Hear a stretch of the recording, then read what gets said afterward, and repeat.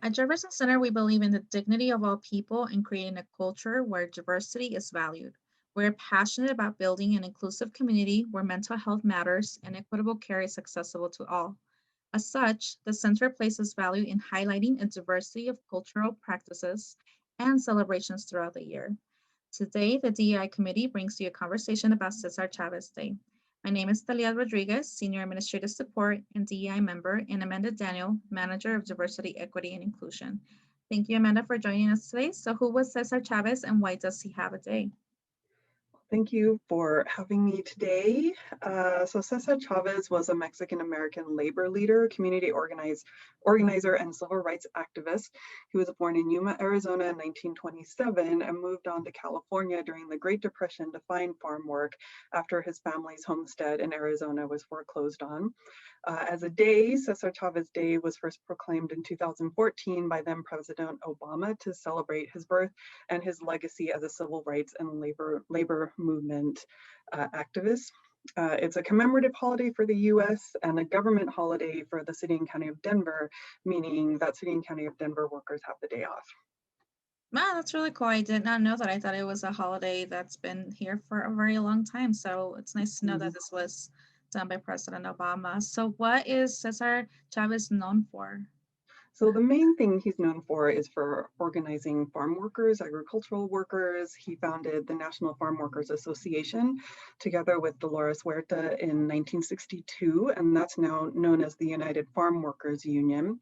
In 1965 to 70, he organized the Delano grape strike and boycott, and this resulted in better contracts with the growers for increased wages, a health plan, and new safety measures for the grape pickers. He's known for following the teachings of Gandhi, including nonviolence and fasting as a form of protest. And in 1994, he was awarded the Presidential Medal of Freedom posthumously, and a bust of him is currently on display in the Oval Office. And there's a lot to know about him, and these are just some highlights. Wow, that is really cool. I did not know half of this, so thank you so much. So, why is this important for us to know? Well, for me, what's important is awareness of where our food comes from. Because most people, you ask them, where does your food come from? It comes from the grocery store or it comes from the farmer's market. And we don't necessarily take a moment to think about, okay, who is in the fields picking our food?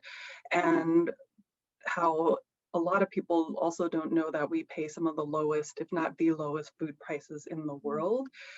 In 2016, according to the USDA, Americans spent about 6.4% of their income on food. And in comparison, only 8 countries in the world spend 10% of their income or less on food, and US is still the lowest.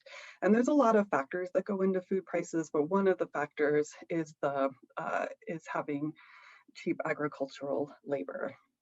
That's amazing. I'll definitely look at my dinner a lot different tonight, especially like you said, that awareness of where our food is done through cheap labor. So thank you so much for pointing that out. So what I know that you also worked in New Mexico. So what was your experience working in New Mexico with migrant families, and how can we relate that work here at Jefferson Center?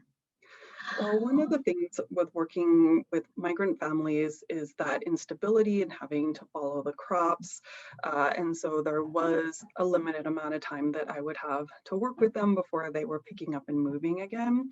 And I would ask people, ¿A dónde trabajas? Where do you work? And they would say, oh, trabajo en los fields. And I was kind of like, guess un field, because field, that's not a Spanish word. And they were saying fields. And I was like, oh, okay. And there's a lot of Spanglish that's spoken, and there's some undereducation going on because of the constant moving around.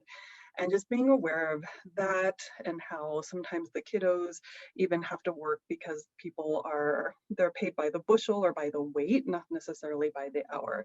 And so sometimes in the summer or during times off, the children are also helping. And how that relates to us is that we do work with immigrant families, not necessarily migrant families that work around, that move around a lot, but we should be aware that there are a lot of families we work with that are mixed status, meaning some have papers, some don't, some qualify for benefits, others don't, some can travel freely while others can't. And so just being aware of that. And it's important that we educate ourselves on these issues so that we can provide equitable services for our clients and also know when to ask for help and consultation and when to ask for interpreters. So asking for interpreters to be able to communicate appropriately is really important.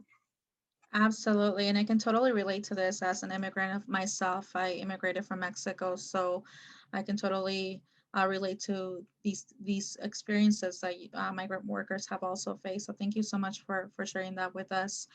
So what historical impact has he had? Well, like I said, there's a lot to know about Cesar Chavez. And there's also a lot of controversy about him and some of his views and some of his political stances.